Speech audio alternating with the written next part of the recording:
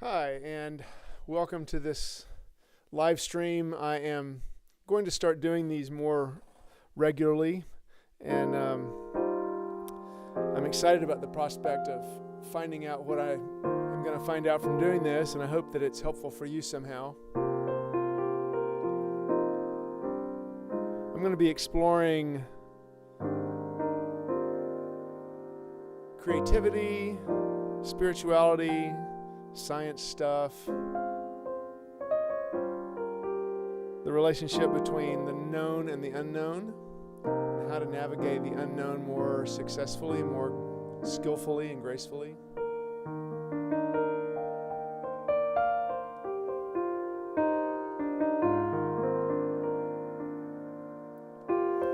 And more musically.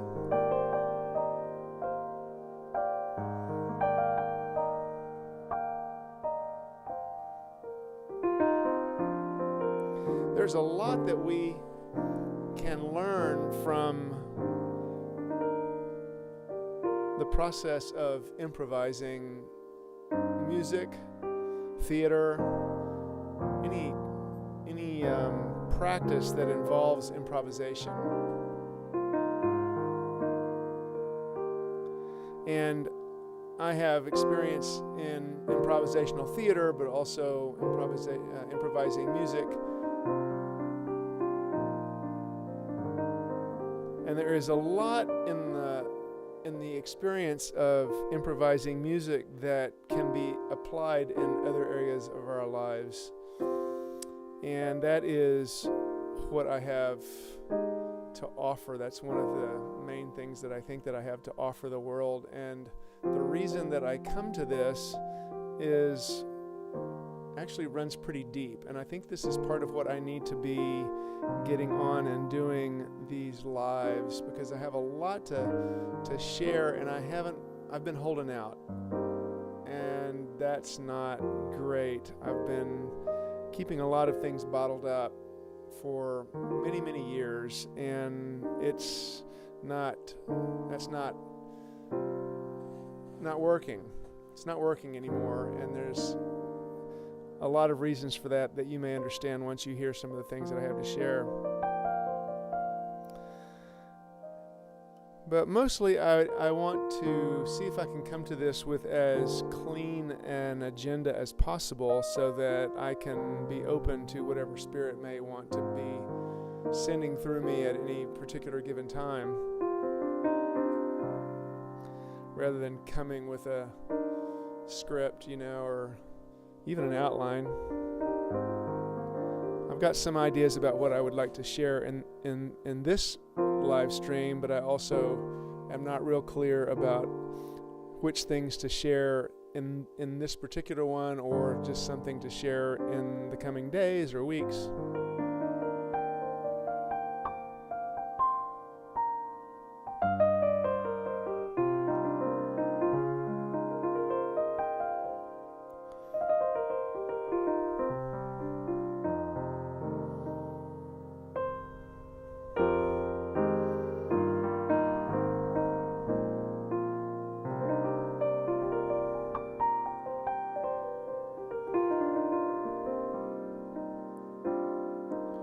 I have always been pretty sensitive. I've always been a pretty sensitive person, and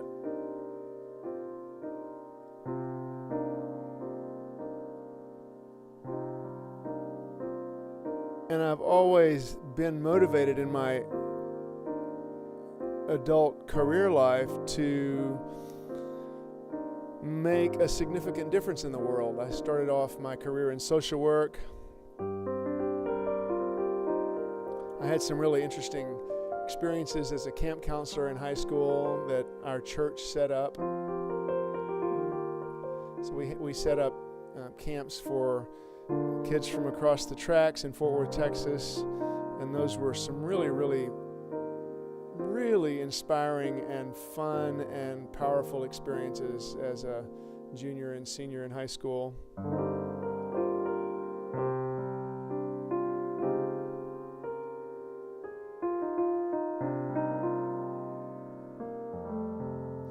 And it motivated me to go into social work.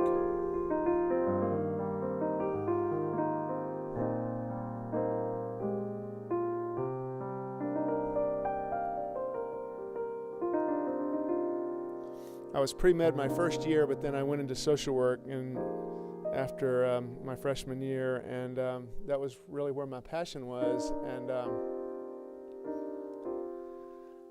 And I got out and did a stint in a residential treatment center for status offenders in Dallas, Texas. Those are people who were running afoul of the law only because of their status. So it's things that are only illegal for minors, like truancy and stuff like that. And I saw the revolving door. I saw kids that we dealt with that had all kinds of issues in their lives, and we did the best we could, but we could only have them for a month at the most, and then they went back home, and I saw the revolving door. I saw how kids were coming back, and we could work with them and support them for a while, but then they would go back into the same environment that had created a lot of these things in the first place for them. And I started looking at the bigger picture of the social systems that we live in, and I started really leaning into that more. And I became a quantitative statistician. I got a master's degree in applied social research to study social phenomena, and did program evaluations, and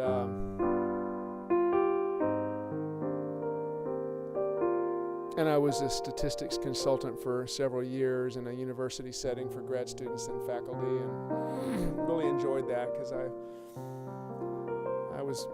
was good at it, and it was fun to solve problems. And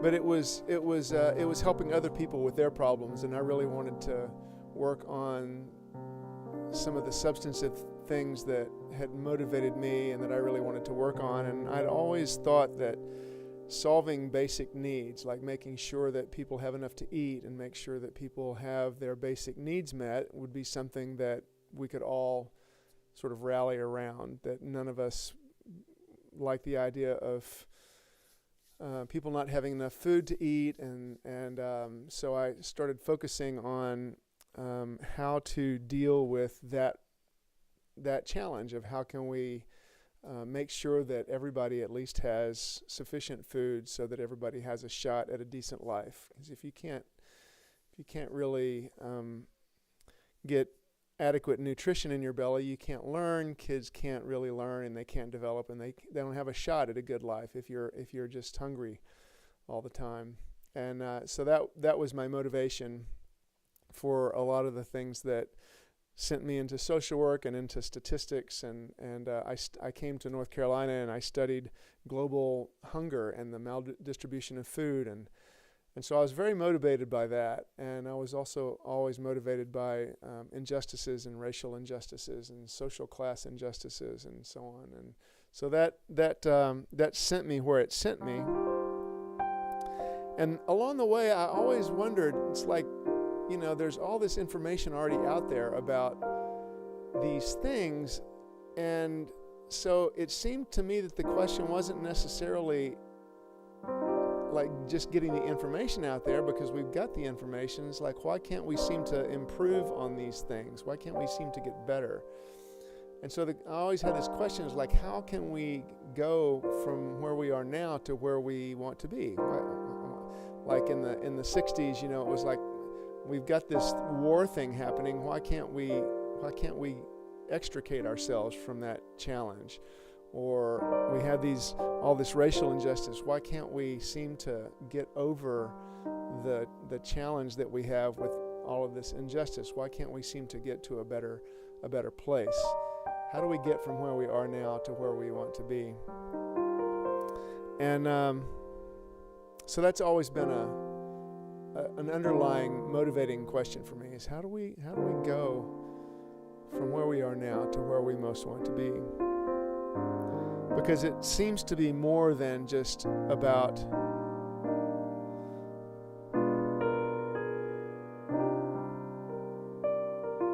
knowing about the problem. It seems to be about more than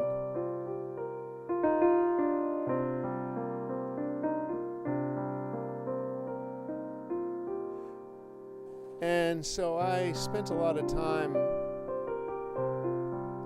studying these social phenomena and running statistical models on various kinds of problems and trying to come up with explanations that would make sense, and so that we could take that research and take it to policymakers and so on, and that they would, with the idea that they would, like get right on something. Oh, thanks Daniel for filling us in on that. We'll get right on it. Jim, get in here quick, And that was really kind of how I thought for a long time, was that that's how things worked, is that you could not necessarily just tell people in power why something wasn't working and they would immediately get on it, but that with all of the various right pieces in place, sufficient political will and so on, that you could move the ship. I was always looking for the thing that would move the trim tab of the rudder. The trim tab is the thing that moves the rudder. So if you could find the trim tab that would move the rudder, then the rudder would move, and then that's what moves the ship. And so I was always looking for trim tabs.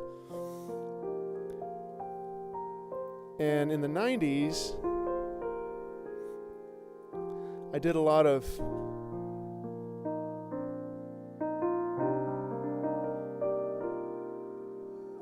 work on campaign finance reform in the 90s, because I realized that one of the problems with the political system, the reason that we can't seem to translate political will into action, is because of the influence of private money in public elections. So I spent a lot of time in the 90s, throughout the 90s, working as a campaign finance reform activist in North Carolina.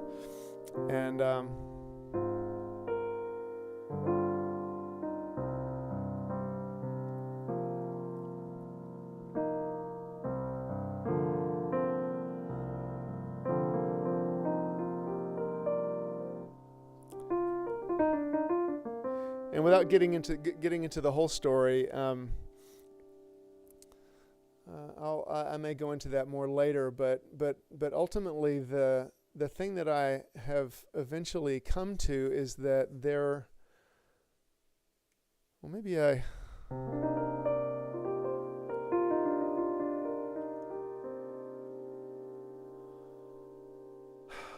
that whole period of time as an activist around campaign finance reform shifted when I moved out to Western North Carolina, and things shifted in my life in a lot of different kinds of ways when I moved out from the political center of North Carolina in the Raleigh area out to Asheville, and I don't really need to get into all that now, but I think the thing that I most want to say about all of that now is that we don't really know what it is that keeps us from changing, even as individuals. It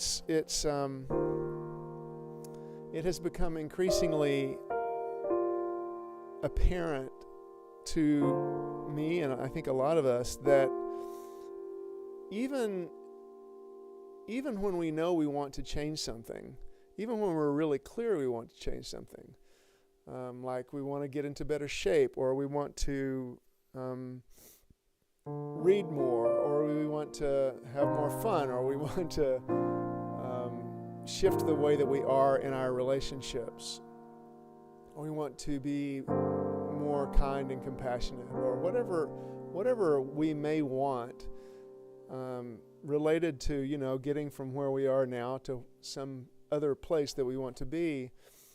The kinds of things that are involved in actually transforming and actually changing are affected mostly, who knows what the percentages are, but it's way more complex than something that we can manage with our willpower.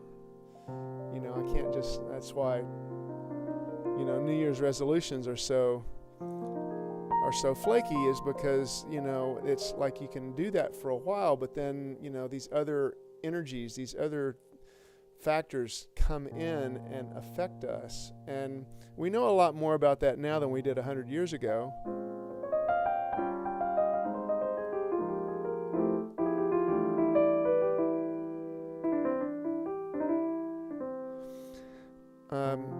The effect of the unconscious, childhood patterns.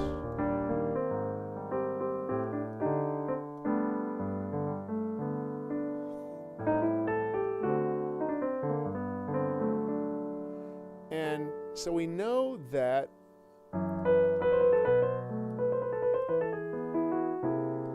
but still, you can spend a lot of money and a lot of time and still find yourself doing the same things over and over again.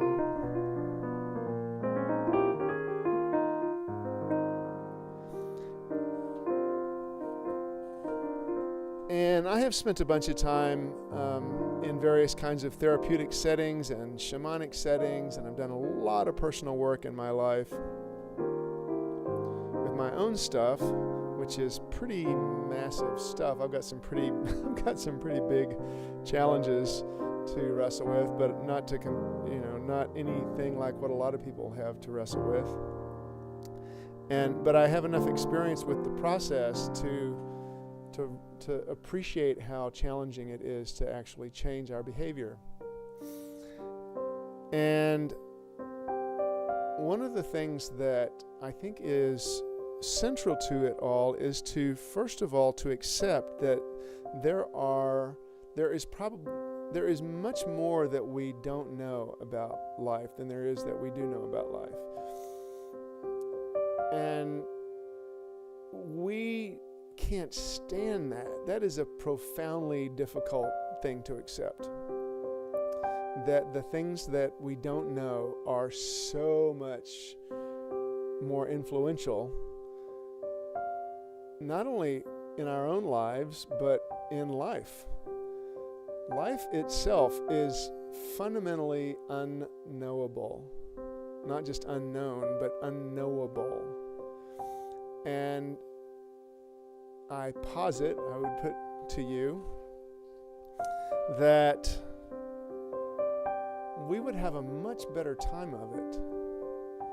We would have much more fun and much more success and much more grace and much more compassion and much more flow and much more joy simply by accepting that we don't know everything and we don't have to.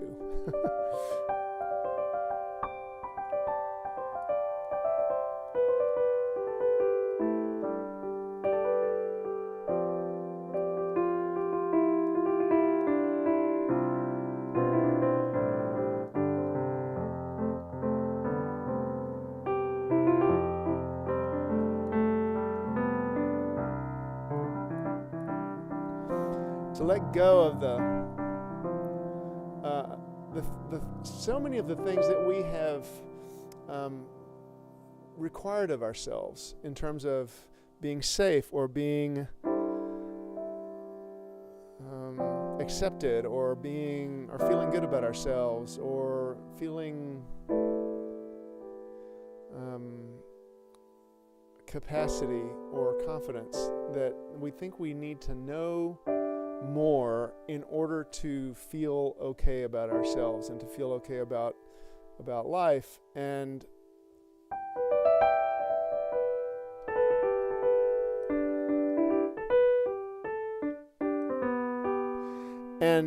for example, the fact that I haven't been sharing the things that I have to share with in a bigger way, in a more influential and a more potentially generous way, certainly potentially generous. Hopefully it's generous to be sharing the things that I have inside me that I want to share, because that's what will bring me more satisfaction, is that I'm not holding out on people and that I'm not holding back. And I do really, from all the various things that I have read and a lot of the different things that I continue to read and watch in various places and study, is that the nature of reality itself is a creative process. It is a creative endeavor. This whole thing that we're experiencing as humans is a creative process. And we are part of that creativity. And in order for us to I've always been challenged with how's the best way to put it, but because I don't want to sound like some sort of an academic that, knows stuff, and I don't want to get into lecture mode, because I know that's not the best way to communicate. But I have found that when I have the courage to step forward and just try stuff and just do stuff and just play with it, I have a more enjoyable experience of myself. And it seems that people around me have more fun if I'm playing, I mean, that's not really a creative thing right there, but it kind of is, because I chose to do that particular thing.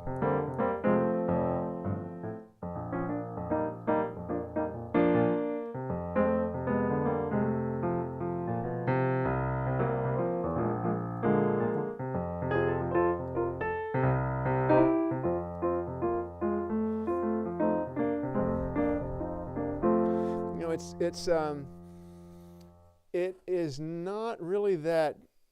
It's not really that hard to step into a creative way. One of the things that I have, an image that I've always had in my mind about this very thing is, originally it came from an opera that was on TV that was always shown at Christmas back when I was a kid, called Amal and the Night Visitors. And some of you may have seen that. It was on TV for many years. And it's this really exquisite story. And I probably started listening to it when I was maybe 3 years old or something. And I listened to it every year, well into my 20s and into my 30s, I think, before I kind of stopped watching it a few years ago.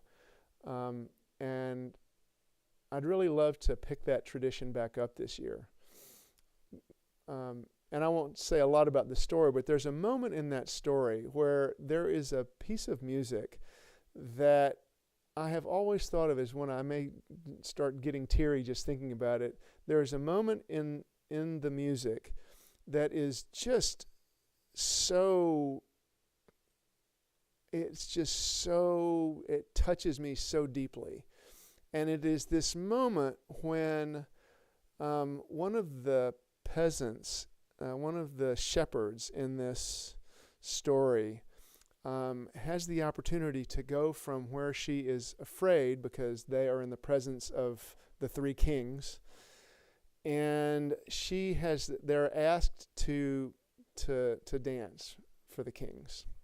And so this one young woman is asked to dance, and she's scared, she's terrified. I'm gonna get teary thinking about it.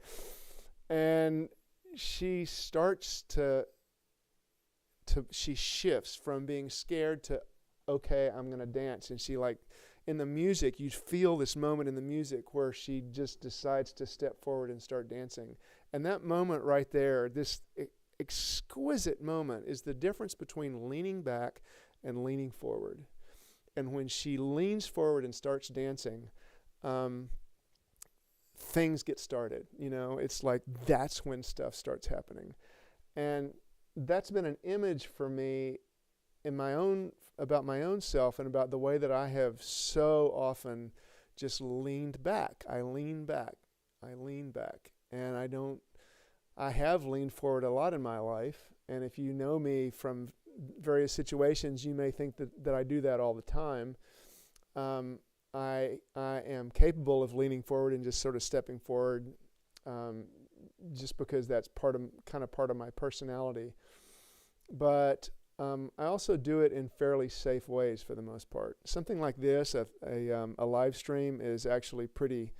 Um, it hasn't been as easy for me to do these live streams because I've been nervous about it, and but the leaning forward is part of the thing that we have to do in order to create, in order to bring ourselves to the moment in ways that are actually more aligned with who we are. And so, like in that example, when that woman started dancing, she is a dancer. She danced. When she sort of got over herself and got over this idea that she had that these were kings and she was a shepherd, and this was a scary situation. And when she leaned out, and just started dancing, then it's like, well, I can do this, and that is the way I think we all are in a lot of different ways, but we kind of hold back because for whatever reason. And I think that happens in a lot of the different parts of our lives that keep us from being the kind of people that we could be for each other and for the society and for situations that may be challenging for one reason or another, because they're unknown, because they're not, maybe they're out of our comfort zone a little bit. Maybe it's a stretch for us to get up and do a presentation or something at work, or to say something to someone that you're afraid that it might be challenging, or it might put you in some level of vulnerability that feels risky. And I've always been interested in I mentioned the democracy activism that I did. I've always been interested in what we're doing in a bigger picture. What we Americans are doing and what we humans are doing, and how can we have a more healthy relationship with the natural world, and how can we have a more healthy relationship with people that we disagree with, or that have a different culture than we do, or that are different from us in whatever ways. I was taught in my church as a young boy that we're all God's children, not only humans, that we're all in this together, and that we're all created, we're all part of God's creation, and so that's, we're all in this together. That's just what I was taught in my growing up, and so that's just always been a natural part of my thinking, is that we're all in this together. And so the question has always been, well, how can we act like it a little bit more? How can we be together in a way that isn't so painful? It's not so fraught.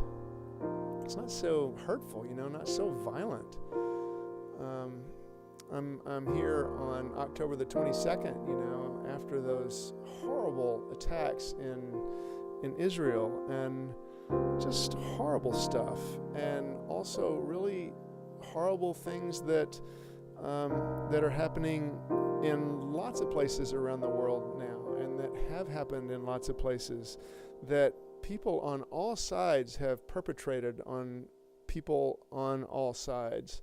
Nobody's innocent of any of this. We are all doing this, and so I have to ask, what have I been doing to contribute to this?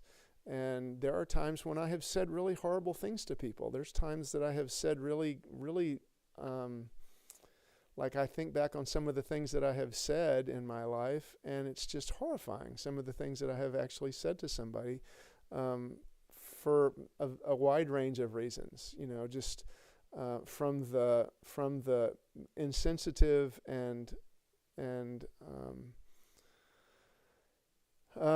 just insensitive mostly, and unkind. I've never been a real mean person, but I have said some very insensitive and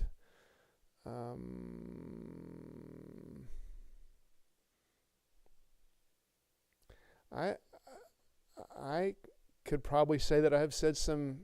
I'm thinking about the word cruel. Have I said some really cruel things to somebody? And I'm sure that there are people who would say that I have said things to them that felt cruel. And so my question for me and for us is to step forward and be a part of bringing ways to shift our behavior so that we can all be a part of the solution. One of the things that I did want to say, this is 30 minutes in. I think I'd like to be on here for another 30 minutes or so. And one of the things that I do want to say is that I have been concerned since I was a little boy. When I was about 12 or so, my mom and dad and I went and visited my brother over in Germany. He was stationed in the army in Germany, and he was there with his wife. And the first year they were childless, and then the next year they weren't. We went over there 2 years in a row. And so the second year, I think it was the second year that we did this, they had their daughter, and we did some traveling around that year, and we went to Dachau, and on the entrance, to that place, there was a sign somewhere around there to the effect of, may this never happen again. May we learn from this. May this never happen again. To the idea that this never happen again. And I remember thinking, because by that time we had spent, I had spent, I don't know, a couple of weeks in Germany. I guess I'd been there the year before and seen a lot of the country, a lot of areas of the country, and it was beautiful, and the people were really nice, and we had great experiences there, and people seemed great, and I remember thinking, well, how could so many people of a country come under the influence of one person that could do such horrible stuff? It was like, how could that process have proceeded? And I was 12, and I remember thinking, well, how could that have happened? How could so many people have come under the grip of someone with such horrible potential? And then I thought, well, I wonder if that could ever happen in my country. And this was somewhere around 69 or 70. And at that time, I remember thinking, well, it sure doesn't seem possible. But the next thought was, but if it could happen there in Germany, it could probably happen anywhere. And so I've always had this sort of eye out for what that would look like. I mean, what would it look like? Because obviously the person in the United States wouldn't be Hitler. But it was like, I've always thought, well, what would it look like if somebody were to, if this kind of thing if it could happen anywhere, what would it look like in the United States if that ever happened? It's like, how would we be able to anticipate it in advance before it was too late? Because that's kind of what happened in Germany. It got to the point like somehow something happened, and along the way it just kind of got a little worse and a little worse, and then maybe a little harder and a little harder, and then all of a sudden they were, it past the point of no return, and people couldn't do anything about it. It required a whole lot of intervention from the outside to sort of bring the whole thing down. And so I always thought, well, how would we be able to anticipate this in advance if it were something like that were to happen here? And I have been really concerned for, well, the last 30 years, I suppose, because, and that's one of the reasons that I was such a democracy and campaign finance reform activist in the 90s, because I was concerned about the prospect of the government not being as accountable to the people as I would want it to be, as I think all of us would want it to be, because there was so much influence of private money. And I've always said, since I really learned about all that stuff in the 90s, I've always said that private money has no business in public elections. There should be no private money financing public elections. It should all be completely, like if there's anything at all, including highways and post offices and schools and healthcare, anything that should be solely publicly financed, it should be the process by which we decide who is going to represent the people. That should be completely publicly financed, in my opinion. Independent expenditures are another big problem, but in terms of financing elections for public office, they should be publicly financed. And then from there, people would be able to campaign just based on the merits of their arguments and their popularity and the trust that they're able to inspire in voters. And then from there, then people that sit at those tables could decide, what they wanted, and that would be more reflective of the will of the public. So that's just sort of my political philosophy on all that. But I've also wondered and I've worried since 9/11 and the Patriot Act and all the things that sort of clamp down on rights and so on. And I've often felt like that we were getting more and more vulnerable to a situation where we could end up in a police state. And it's just been really challenging in the last few years because it seems to me pretty clear that, I do think that one of the things that I want to do through this channel somehow is to inspire and to invite conversation. And I do want to have conversation, and I do want to have engagement with people because, like I said, I think that we are all God's children, and I don't always use that term God so much because it's fraught also. A lot of people don't believe in God, and I'm kind of okay with that. It's whatever term you want to use. I do think that it's like in my way of thinking, it's like there's a whole lot more going on than I can understand.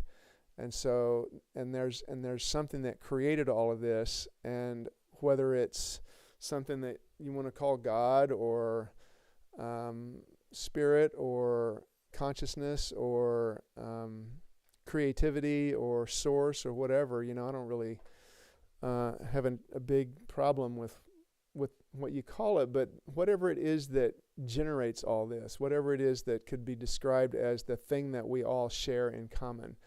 That we're all part of life. We're all part of this reality. We're all part of reality, and I do think that even if you disagree with anything that I'm saying here, and you probably will disagree with some of the things, we have to. It's like we're different. We kind of have to see things differently, and so to me, that's just kind of part of it. And I do think that if we are going to get to a world that we want, that includes what I want and what you want, then let's explore that together, and let's see how we can, where is our common ground. Maybe it's that we want our children to be safe. Maybe it's that you want to be able to express yourself freely. Maybe it is that we want to not be attacked for being who we are. There's a lot of different things that I think a lot of people on different sides of different arguments could probably share, realize that they share.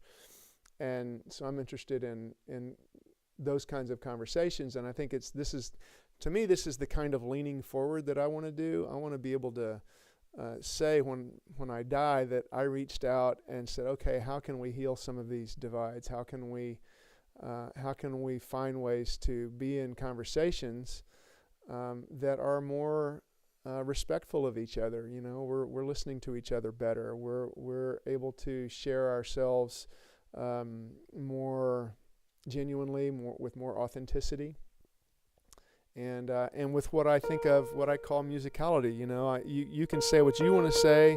I'm over here saying what I want to say. This friend over there is saying what they want to say, and this friend over here is saying what they want to say.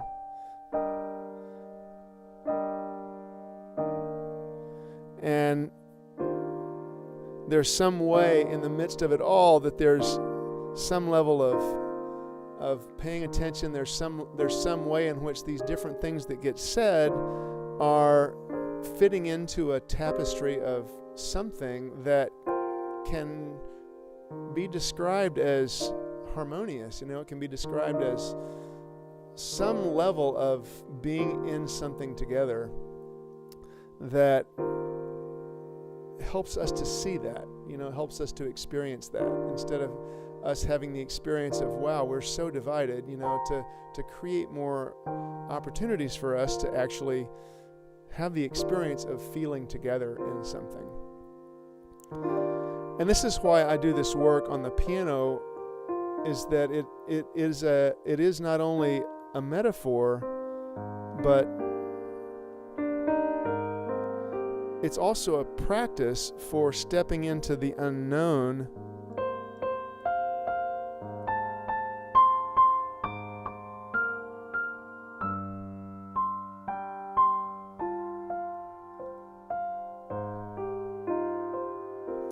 offers the experience of discomfort sometimes, you know, like not so pleasantness sometimes.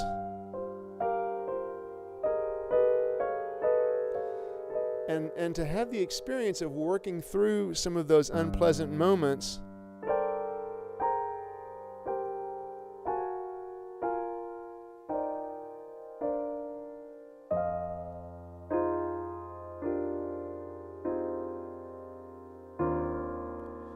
in a way that can lead to a better experience. And there's just so many different kinds of ways that this practice can be a metaphor for self-awareness, more mindfulness, and more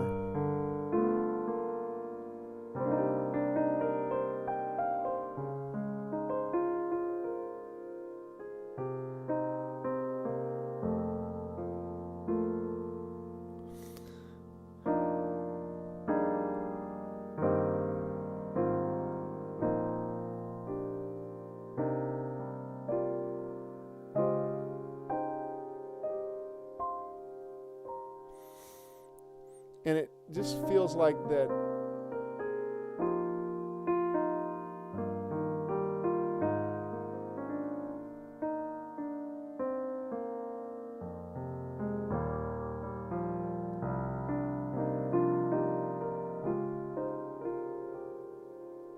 there is so much more we're capable of than we actually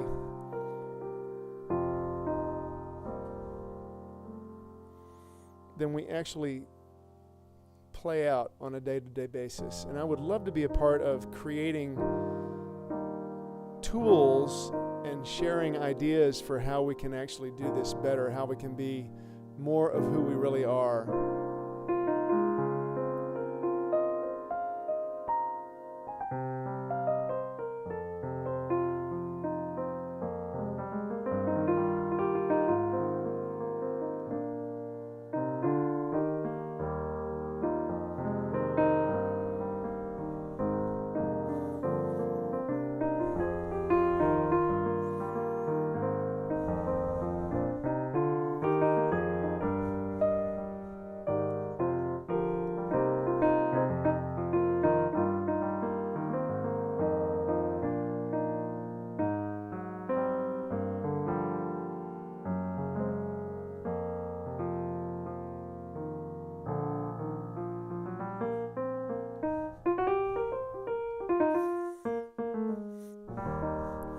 There's so many different ways that we could have more fun. We could have a better experience of our life by learning more about how to improvise and learning more how to step into situations where we don't really know what's going on, and to be able to let the unknown contribute to how we proceed going forward. We don't have to, if we could let go of trying to control everything so much and allowed the creative process itself to engage more and allow ourselves to let that happen more, kind of like I'm doing now, in a way that I hope is actually resulting in me saying what Spirit is wanting me to say in this moment, without worrying so much about what you think about it, or whether it is effective, or whether it's doing what I would like for it to do. But it's really just more important for me to be talking and sharing and creating a video and putting it out there, and then do it again, and then do it again, come back tomorrow, come back a couple days later and do it again. This is part of what I feel like I need to do as a part of my leaning forward, so that if there is anything in this noggin or in this channel that comes through in any of this that may be helpful for you in any kind of a way, then you'll have the opportunity to hear it. Because obviously, if I don't take the shot, I'm not going to make it. So, and I told some people a few days ago that I was going to do 3 of these actually by this Wednesday, and I haven't done one yet. So see, I even when I commit to some people, and I've said it to 2 or 3, like a couple of different groups of people now, it's like I'm committed to do 3 lives between now and Wednesday, and this is the first time I'm finally getting around to doing it. I thought, well, I can't run from it on Sunday night, because then I'm really putting the screws on for the last 3 days. I need to go ahead and get this out there. And I said I was going to be doing an hour or 2. So I think what I might do is just play. I think I'll just play and shut up for a little bit and see what wants to come through the sounds of the piano.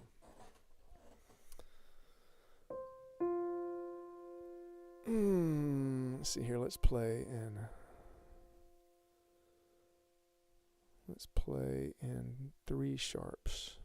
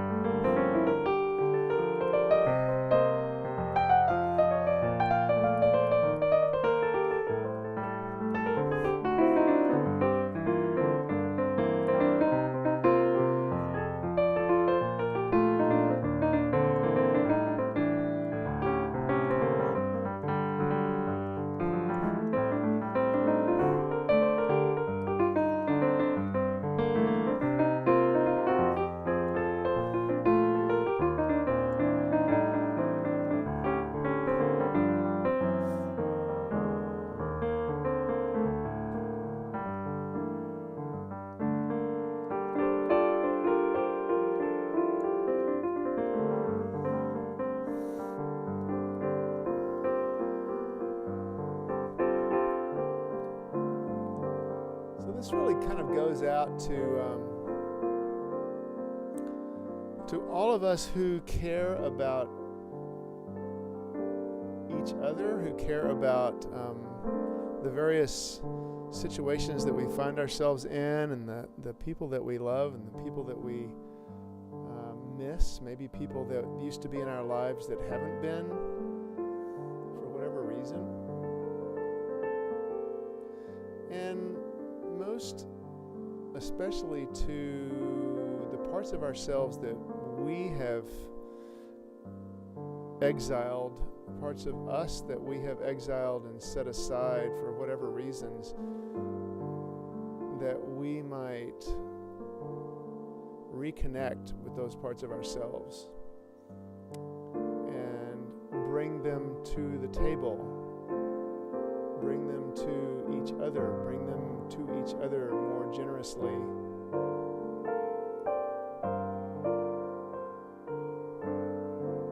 That we may offer our unique and precious gifts to each other in ways that we have been afraid to up to this point for whatever reason.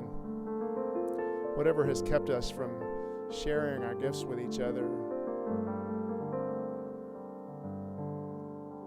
This goes out in the prayer that what I'm doing here is some sort of a genuine and authentic expression of love and grace and wisdom and offering in a way that will be blessed by whatever blesses things.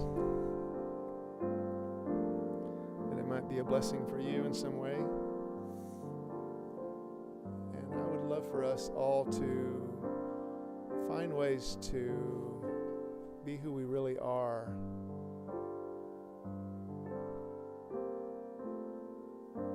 Recognizing that we are all in this together. And that we could probably have more fun and we could probably have a better experience of living if we accepted that a little bit more deeply and accepted your own unique place in that mix as a really miraculous blessing that you get to enjoy and you get to share and you get to be the recipient of others' gifts in return. So, that is it for now. That's an hour, and that is enough. So blessings to you regardless, and I hope to see you again in the next day or two. All right. Peace, y'all.